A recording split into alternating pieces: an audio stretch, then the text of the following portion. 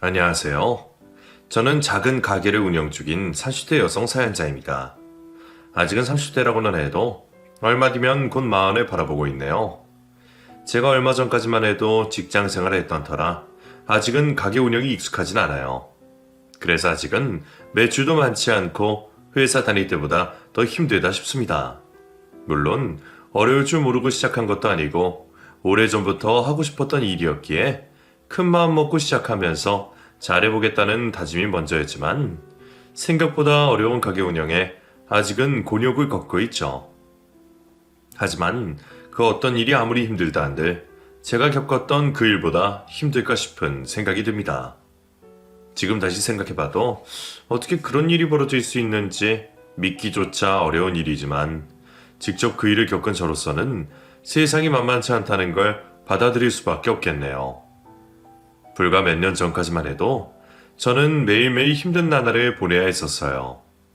사랑하는 사람들을 잃고 혼자 너무나 외롭고 고통스러운 시간들을 보내야 했습니다.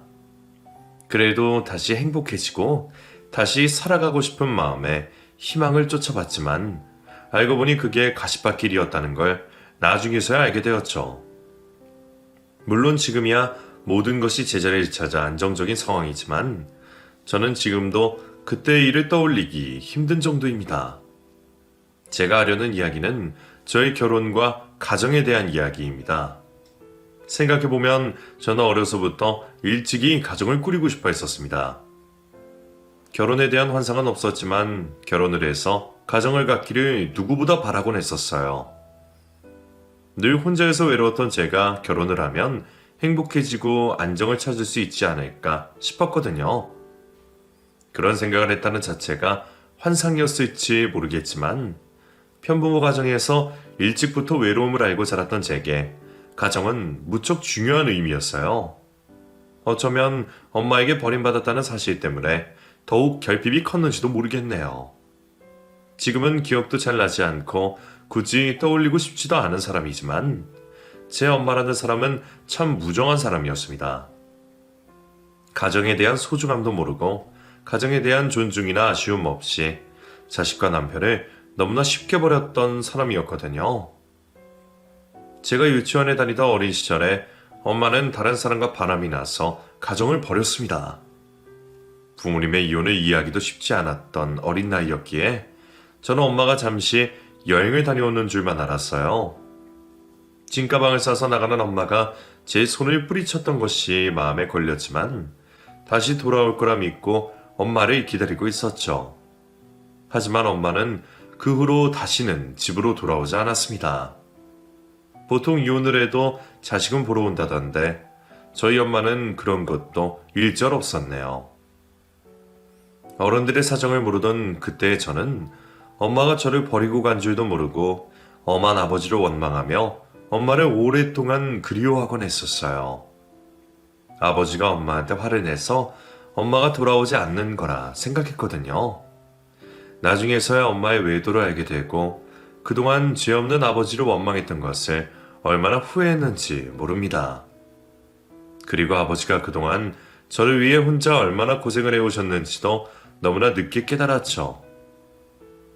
엄마가 가정을 버리고 떠난 뒤 아버지는 홀로 어린 딸을 키우기 위해 고군분투하셨어요.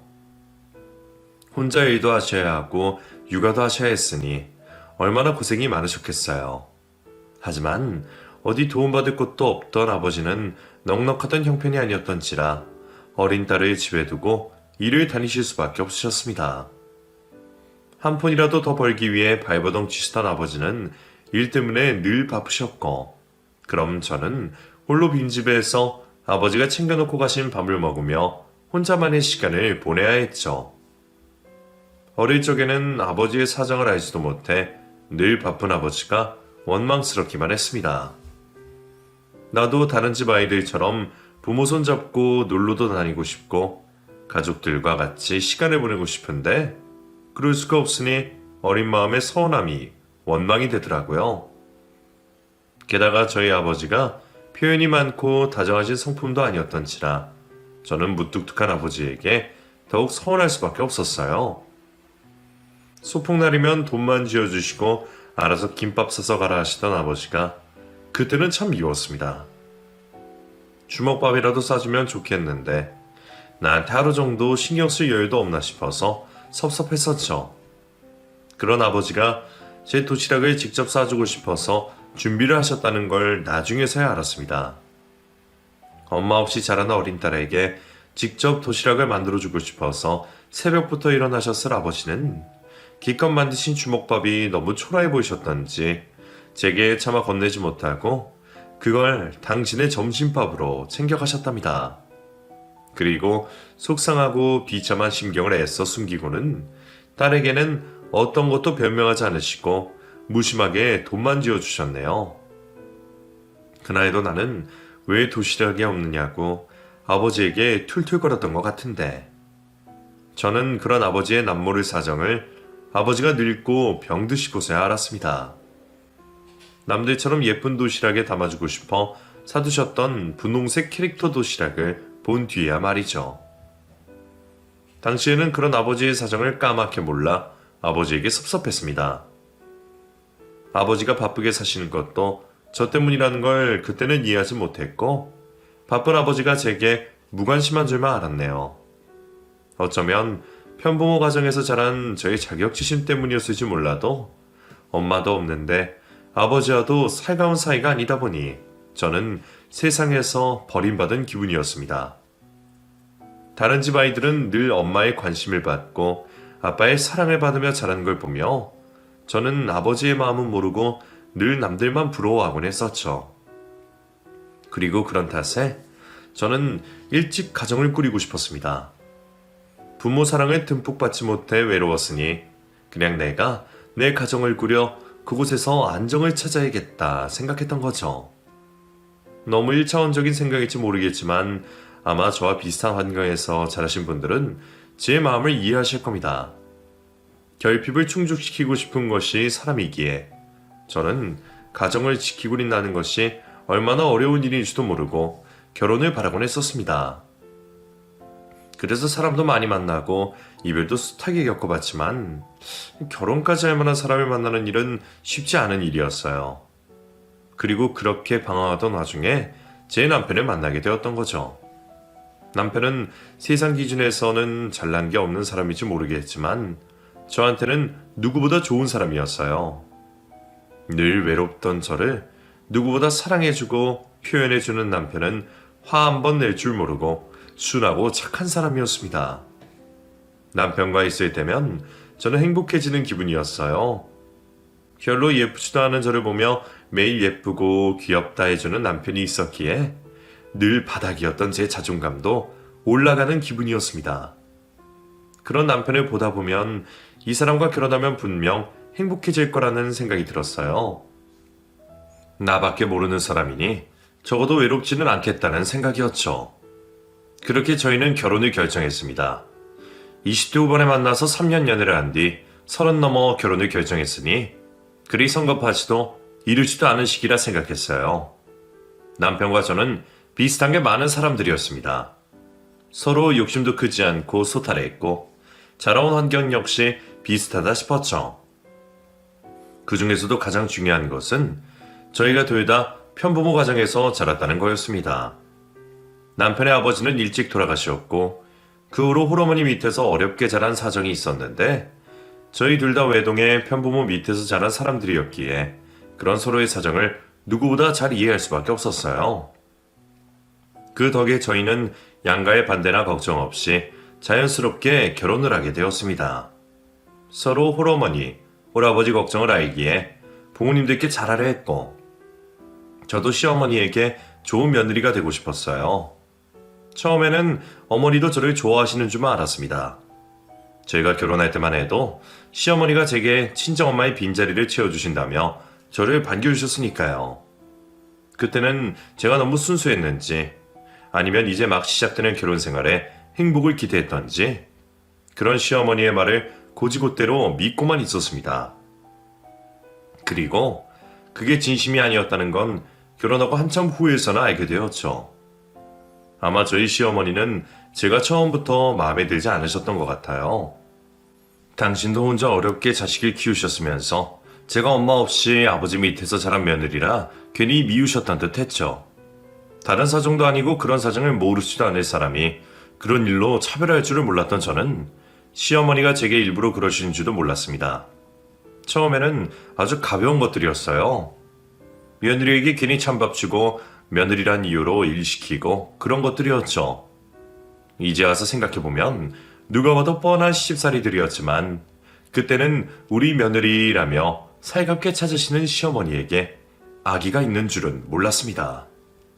사소한 것들에서 시작된 것들이 점점 도가 지나쳐가고 점점 잦아질수록 눈치 없던 저도 어머니의 의도를 알아차릴 수밖에 없었어요. 따뜻한 새밥이 있었는데도 일부러 저한테 찬밥 내주시고 잊지도 않은 핑계들로 저를 불러내 괴롭히셨다는 걸 말이죠. 하지만 가장 충격적이었던 것은 저에 대한 시어머니의 편견이었습니다. 저는 어느 날 시어머니가 남편에게 이런 말을 하는 걸 들었습니다. 걔 엄마가 바람나서 도망간 거라며. 그럼 그 피가 어디 가겠니? 그러니까 너도 늘 조심하라는 말이야. 지금이야 얌전해 보여도 언제 어디서 튀어나올지 모르는데 허튼짓을 안 하는지 잘 감시해. 엄마, 말 조심하세요. 어떻게 민영이를 두고 그런 소리를 할 수 있어요? 설마 민영이한테도 이런 얘기 하신 거 아니죠? 민영이 괴롭히시면 저 진짜 가만히 안 있습니다. 엄마 안 보고 살지도 몰라요. 저 몰래 나누는 모자의 대화에 저는 심장이 떨어지는 기분이었습니다. 어머니가 나를 두고 그런 생각을 하고 있었다는 걸 알고서 얼마나 충격이 컸는지 몰라요. 다행히도 남편이 그 소리를 듣고 어떻게 그런 말을 하냐며 제 대신 화를 내줘 고마웠지만 그때 일로 저는 시어머니의 본색을 알아차릴 수밖에 없었습니다. 그리고 어머니는 저희의 결혼 생활이 길어질수록 점점 본색을 내보이며 저를 괴롭히곤 하셨어요. 그런 시어머니 때문에 남편과 저는 힘들 수밖에 없었습니다. 저를 괴롭힌 건 시어머니였으니 남편에게 화낼 일은 아닌데도 저는 늘 시어머니 대신 남편을 탓하며 남편에게 화풀이를 하곤 했습니다. 이럴 줄 알았으면 결혼을 하지 않는 건데 내가 당신을 만나서 왜 이런 일을 겪어야 하는 거냐며 엄한 남편을 힘들게 했죠. 하지만 그게 부부싸움이 되지는 못했습니다. 제가 들었어도 충분히 화나고 상처받았을 얘기들이었는데도 제가 그럴 때마다 남편은 늘 제게 미안하다고만 했어요. 제게 사과해야 할 사람은 남편이 아니라 어머니였는데도 늘 남편이 대신 죄인이 되었죠. 그런 남편을 보면 저는 또 할 말이 없어지곤 했습니다. 매번 나한테 절절매는 남편이 대체 뭔 잘못일까 싶더라고요. 사실 남편은 저한테 그렇게 욕을 먹을 이유가 전혀 없었습니다. 그런 어머니를 둔 게 잘못이라면 할 말이 없지만 남편도 자기 어머니를 말리려 무척 노력을 많이 했었거든요.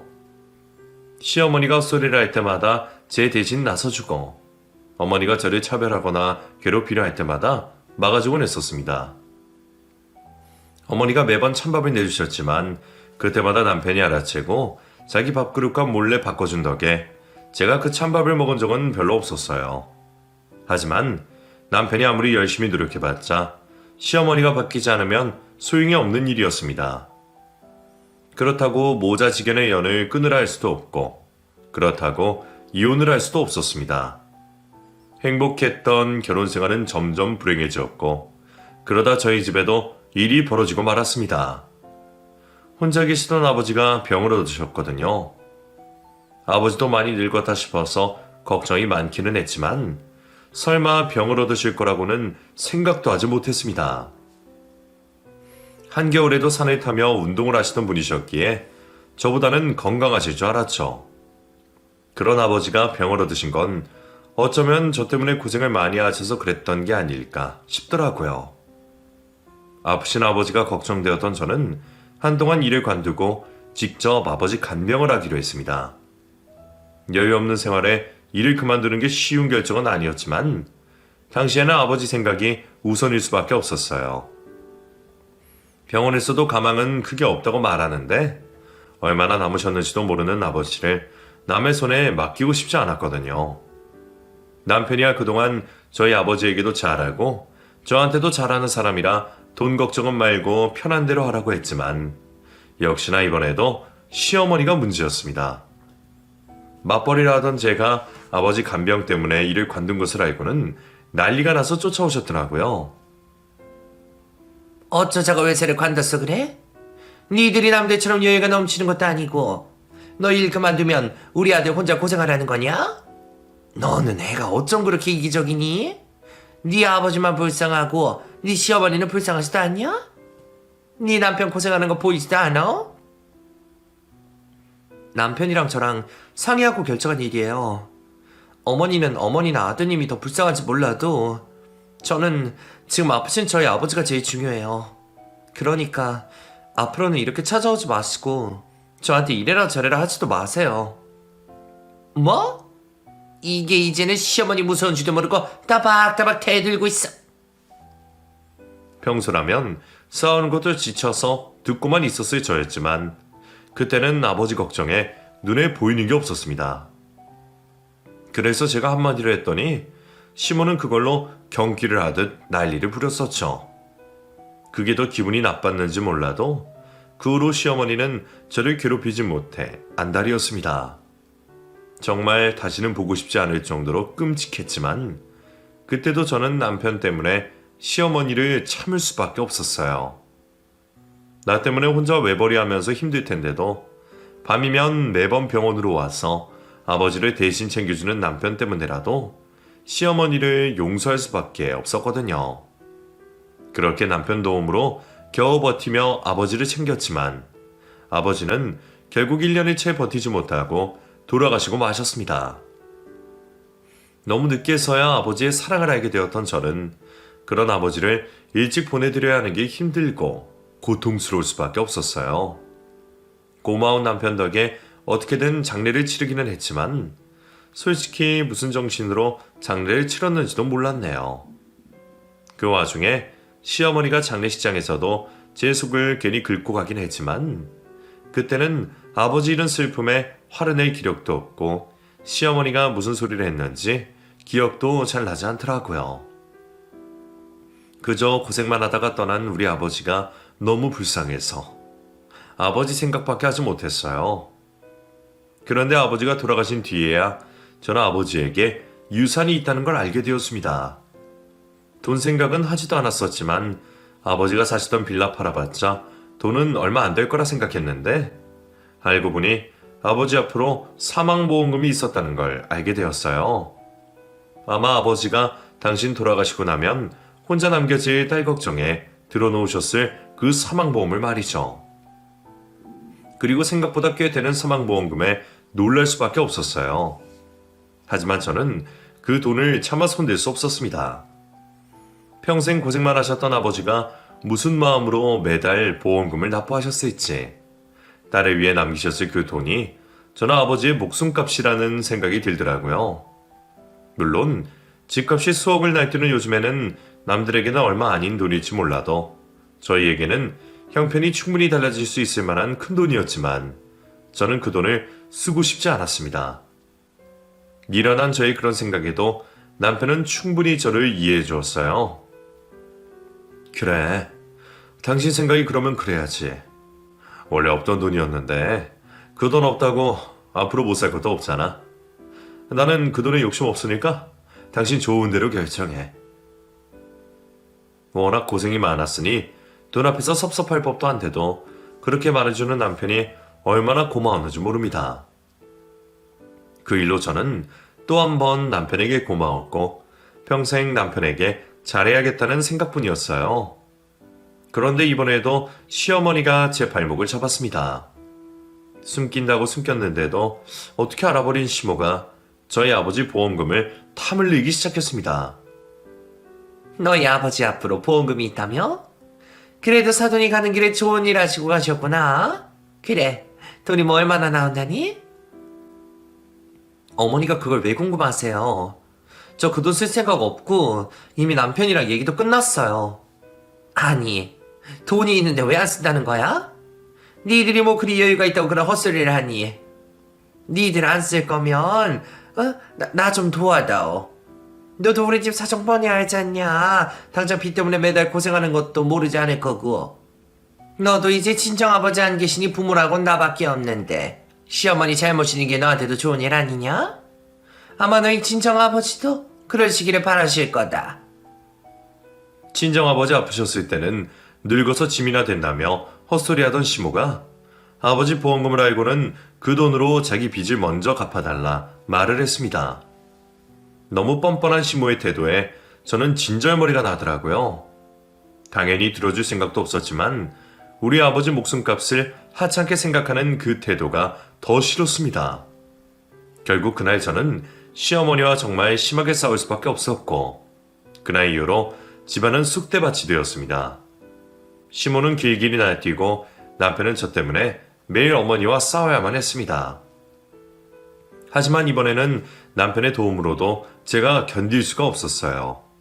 더 이상 그 여자를 보고 살 수가 없겠다는 생각에 처음으로 이혼 생각까지 해보게 되었죠.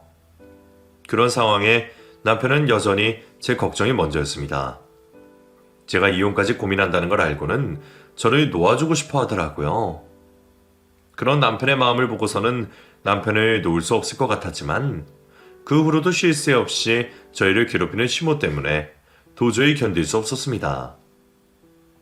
시모를 안 보고 산다고 해서 나아질 것 같지도 않았고 제가 남편에게 천년을 끊으라고 요구하고 싶지도 않았어요. 그래서 결국 저희는 이혼을 결정할 수밖에 없었어요. 남편은 나를 위해 저를 놓아주겠다며 이혼을 요구했고 저는 모르는 척 그 요구를 받아들였습니다. 합의 이혼이었기에 한 달도 되지 않아 관계 정리가 되었고 저는 남편과 마지막 인사를 나누며 살던 집을 나오게 되었습니다. 그렇게 혼자가 된 저는 전 남편을 미처 잊지 못한 채 한동안 마음을 추스릴 수밖에 없었습니다. 정말 남편이 싫어서 이혼을 했더라면 미련이 덜했을 줄 몰라도 남의 손에 떠밀려 이혼을 하게 되니 이혼을 하고서도 자꾸만 남편이 보고 싶더라고요. 서로를 위해서 이혼을 선택해놓고도 여전히 미련을 버리지 못하는 제 자신이 한심했던 저는 남편을 잊기 위해 한동안 두문불출할 수밖에 없었습니다. 괜히 나갔다가 남편 생각이라도 날까 싶어서 골방에 박혀 미련을 지우고 있었죠. 그런데 얼마 뒤 저는 청천벽력 같은 소식을 듣게 되었습니다. 다름 아닌 전 남편의 사망 소식이었죠. 경준이가 죽었다. 니들이 이미 이혼까지 해서 더 이상 부부도 아니고 나도 너한테 이런 소식 굳이 알릴 필요는 없지만 그래도 니들이 얼마 전까지 부부로 함께한 세월이 있으니 너한테 말은 해줘야겠다 싶어서 말이다. 아마 그러는 걸 경준이도 바랐을 거라 생각한다. 볼일 없을 줄 알았던 시모를 통해 듣게 된 남편의 사망 소식에 저는 어안이 벙벙했습니다. 이혼을 한 지 얼마나 되었다고 갑자기 사람이 죽는다니. 도저히 믿기 어려운 상황에 저는 곧바로 시댁으로 달려갈 수밖에 없었죠. 그리고 그곳에는 이미 장례가 끝난 남편의 유골이 놓여있더라고요. 이게 정말 그예요? 이게 경준 씨라고요? 화장했지만 납골당에 앉지는 않았다. 아니, 못했다고 해야겠지.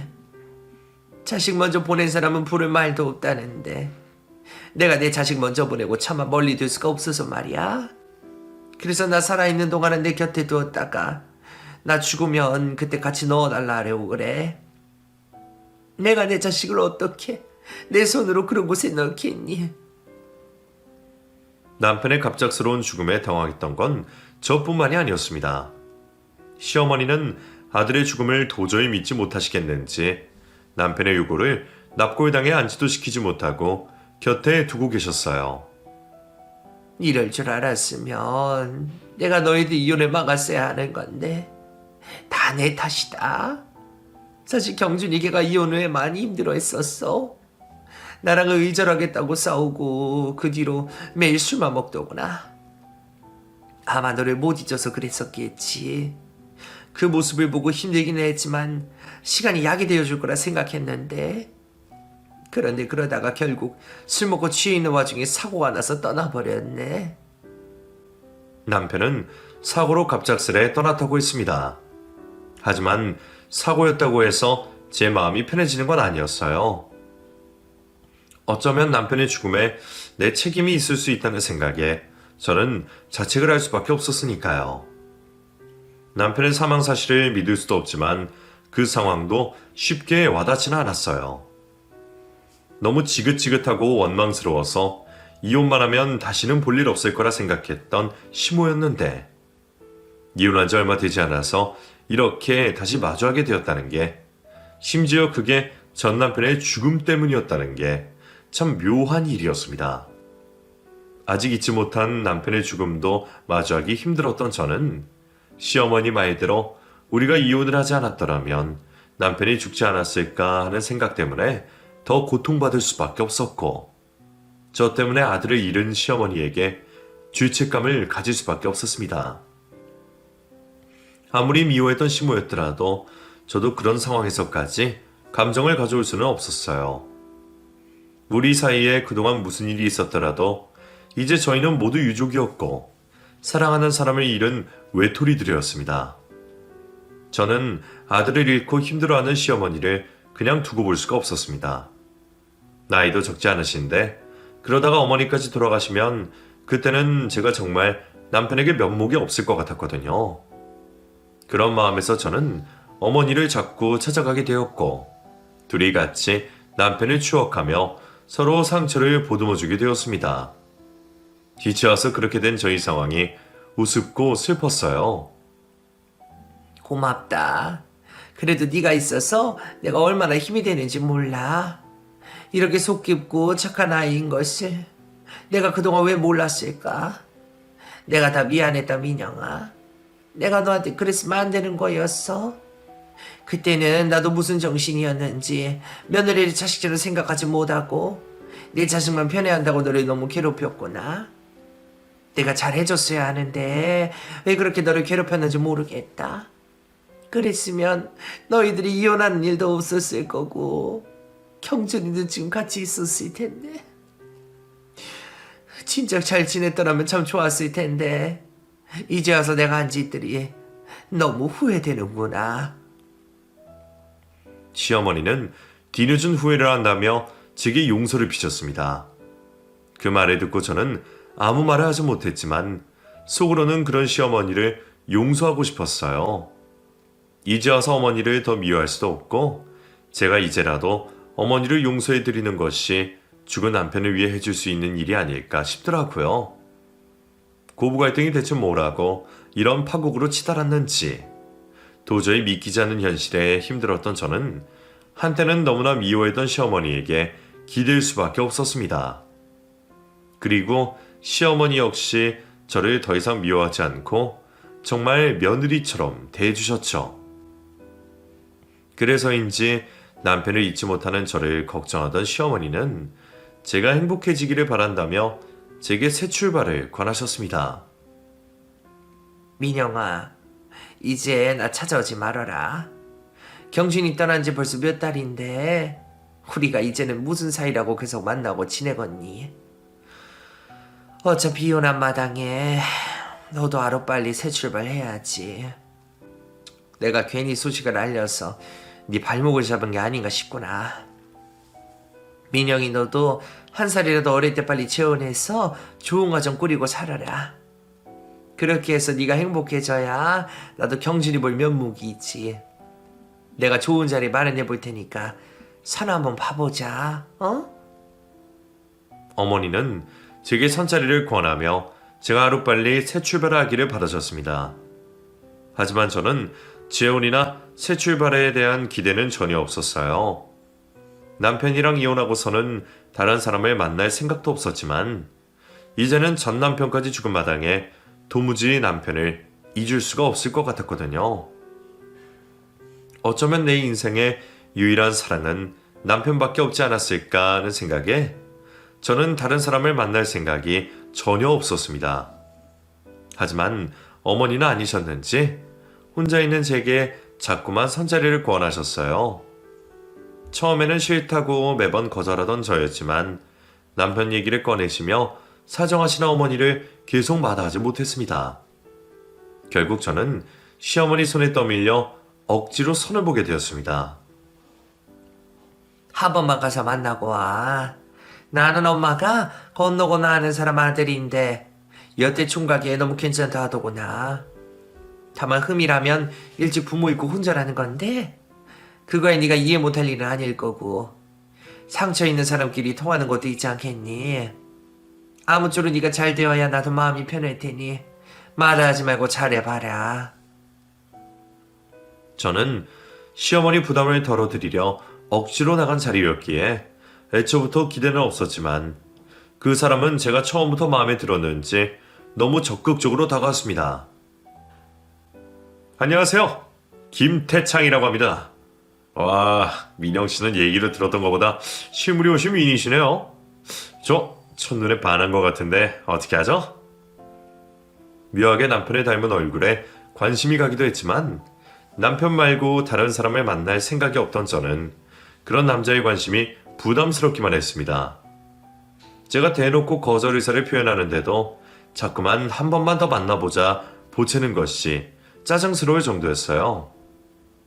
하지만 저는 결국 그 사람을 2번 더 만날 수밖에 없었습니다. 딱 3번만 만나보면 더 말하지 않으시겠다는 어머니 말씀을 따를 수밖에 없었거든요. 그리고 3번을 만난 뒤 저는 그 사람의 연락처를 지워버렸습니다. 그리고 어머니에게도 더 이상 만날 일은 없을 거라 말씀드렸죠. 그렇게 그 사람과는 인연이 정리되었다 생각했고 다시는 만날 일이 없을 거라 생각했었어요. 그런데 어떻게 그런 우연이 있는 건지 저희는 또다시 재회를 할 수밖에 없었습니다. 1년 뒤 하필 제가 이사를 간 동네에 태창 씨가 살고 있었더라고요. 저를 보며 반가워하는 태창 씨는 그 후로 매일같이 제게 관심을 표하며 또다시 적극적으로 대시를 해왔습니다. 수없이 거절하는데도 끈질기게 쫓아다니는 그 남자를 제가 도저히 이길 수가 없었어요. 그런데 이번에는 좀 달랐습니다.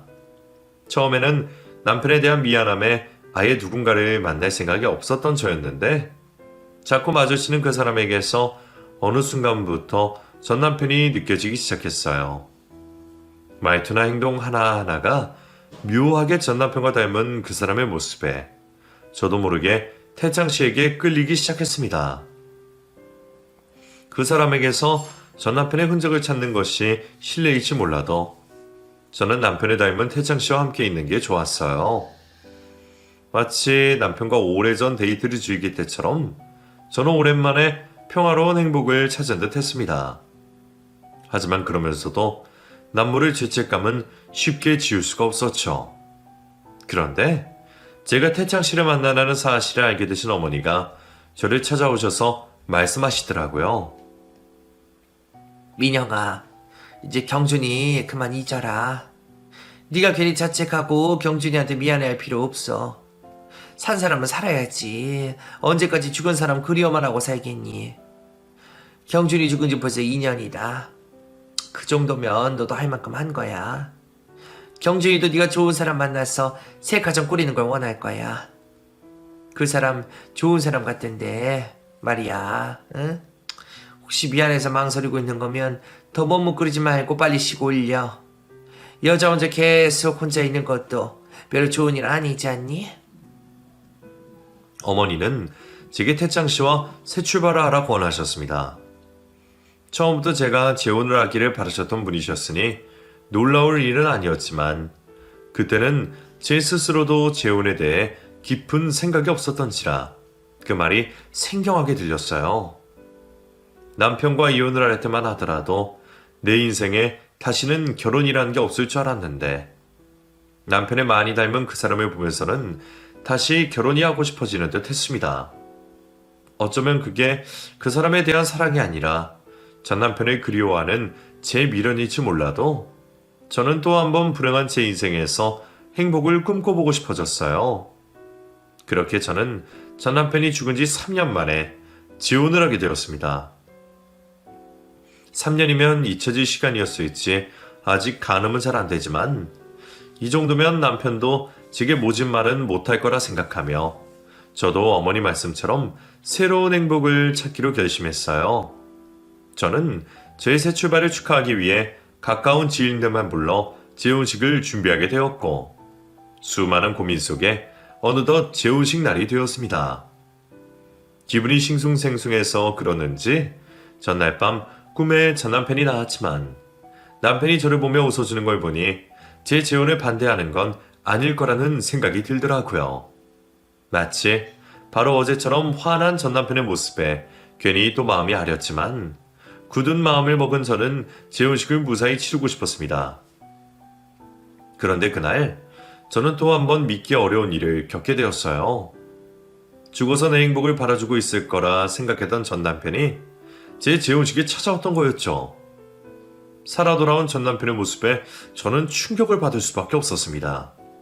처음에는 제가 헛것을 보는 거라 생각했었는데 달려들어 저를 끌어안는 남편을 보니 이게 현실이라는 걸 믿을 수밖에 없었어요. 경준 씨, 정말 당신이야? 당신 살아있던 거야? 미안해 여보. 내가 다 설명할게. 그러니까 이 결혼 하지 마. 어? 그렇게 살아 돌아온 남편에게서 듣게 된 진실은 충격 그 자체였습니다. 제가 지난 3년간 차마 모르고 있었던 진실은 죽었던 남편이 살아 돌아온 것보다 더 큰 공포였어요. 모든 것은 시어머니의 계략이었습니다. 남편은 제 돈을 탐내는 시모의 속내를 다 알고 있었어요. 그래서 시모가 혹시나 저를 해코지할까 걱정했던 남편은 저를 위해 이혼을 할 수밖에 없었습니다. 그리고 이혼한 후 시모와 연을 끊고 해외로 떠나버렸다고 했죠. 더위도 많이 타는 사람이 그동안 동남아에서 지내고 있었다는 얘기에 저는 깜짝 놀랄 수밖에 없었어요. 남편은 이혼을 한 뒤 곧장 해외로 떠났던 거지만 시모는 그걸로 남편의 죽음을 위장해 저를 속였습니다. 사람이 그런 짓을 꾸밀 수 있다는 게 지금도 여전히 믿어지지 않지만 시모는 자기 아들의 죽음까지 만들어 사기를 치고 있었어요. 내가 엄마 말을 듣지 않아서 당신 유산을 가져오지 못하게 되니까 다른 사람을 데리고 그 짓을 하려고 했던 거야. 당신이 만나고 있는 태창이라는 그 사람 엄마의 먼 친척 조카야. 처음부터 그놈을 시켜서 당신한테 접근하게 해서 둘이 결혼하면 당신 유산에 손을 댈 생각이었던 거지. 그리고 연락은 안 되지만 당신 어머니가 돌아가시게 되면 그 유산도 챙길 거라 생각했는지 고아가 된 당신을 자기 마음대로 하고 싶어 했나 봐. 나도 설마 그렇게까지 할까 생각도 못했는데 내가 진작 알아차리고 막았어야 했는데 이런 일 겪게 해서 정말 미안해요 여보. 그동안 시모와 연락을 끊고 해외에 있었던 남편 역시 그런 상황을 전혀 모르고 있었습니다. 그저 제가 잘 살고 있는 줄 알았고 저를 하루빨리 잊기 위해 일부러 소식을 찾고 있지 않았다고 하네요. 내가 먼저 헤어지자 그랬으니 다시 붙잡을 자신이 없었어. 그리고 엄마가 살아있는 이상 내가 당신을 만나면 당신이 힘들어질 것 같았고. 그런데 시간이 지나도 당신 생각이 지워지지 않더라고. 자꾸 보고 싶고 당신 없이는 더 살 수가 없는 거야. 그래서 어떻게 사는지 살짝만 알아보려고 그랬는데 당신이 재혼을 한다는 소식을 듣게 된 거지. 그리고 엄마의 계략을 알아버린 거야. 시모가 워낙 돈 욕심이 많은 사람이었는지는 알았지만 그래도 사람이 어떻게 돈 때문에 그런 짓을 할 수 있을 거라는 생각은 하지 못했습니다. 자기 아들까지 이용하고 그래도 한때 며느리였던 사람을 이렇게 속여먹을 수 있는 건가 싶었죠. 그제서야 저는 그동안 시모가 나를 위한답시고 했던 말들이 전부 거짓이었다는 걸 알게 되었습니다. 그리고 태창 씨가 왜 그리 남편을 닮아 있었는지도 깨달을 수밖에 없었죠. 그런 줄도 모르고 전 남편을 잊지 못해 미안했던 제가 바보같이 느껴질 정도였어요. 그 인간을 붙잡아서 따져 묻고 싶었지만 남편이 돌아온 것을 묻고 눈치를 챈 그놈은 이미 멀리 도망간 뒤였습니다. 화는 나고 속은 쓰렸지만 그래도 기분이 나쁘지만은 않았어요. 살아 돌아온 남편을 보니 그것 말고 다른 생각은 할 겨를이 없었거든요. 저는 3년 만에 재회에 너무나 기뻤고 그제서야 제가 남편을 얼마나 깊이 사랑하고 있는지 알 수 있었습니다. 대단한 남자 수십 명을 데려다 놔도 바꾸지 않은 내 남편을 보며 저는 그 사람과 다시 재결합을 해야겠다 생각했어요. 마침 재혼식도 준비되어 있었고 신랑도 있으니 더 미룰 게 없었습니다. 결국 그날 저희는 그 자리에서 다시 한번 결혼식을 올리게 되었습니다. 그리고 이제 죽어도 다시는 헤어지지 말자고 다짐했죠. 그 후 저희는 시모를 찾아가 따져 묻고 한바탕 난리를 피웠지만 시모는 여전히 뻔뻔하기만 했습니다. 그 상황이 전부 다 우리 때문이라며 남편의 돈 때문에 부모를 버린 매정한 불효자식 취급하더라고요. 그 덕분에 오히려 마음이 가벼웠습니다. 낳아줬다고 다 부모인 건지 그런 사람에게 부모 대접을 해줄 필요가 없겠더라고요. 결국 남편은 평생 다시는 시모를 보지 않을 거라 다짐하며 시모와 연결된 모든 흔적을 끊고 완전히 천륜을 끊어냈습니다. 그리고 저희는 지금 지내는 곳으로 이사를 와서 아무도 모르는 이곳에서 새 출발을 하게 되었죠. 아버지가 남겨주신 돈으로 터를 잡고 하고 싶었던 일을 해보고 있네요. 다니던 직장도 그만두고 생전 처음 해보는 일을 하려니 힘들긴 하지만 그래도 남편이 옆에 있다는 것만으로 많은 위안이 됩니다. 이럴 줄 알았더라면 처음부터 헤어지지 않았더라면 얼마나 좋았을까 싶지만 그래도 그런 시련이 있었기에 서로의 소중함을 다시 한번 깨닫게 된 게 아닌가 싶어요. 앞으로 저희들에게 또 어떤 시련이 있을지 무슨 일을 겪을지는 모르겠지만 그때마다 서로 합심하여 이겨내기를 바라며 제 이야기를 여기서 마치겠습니다. 들어주신 여러분들의 가정도 평안하시기를 바라며 감사 인사를 드릴게요.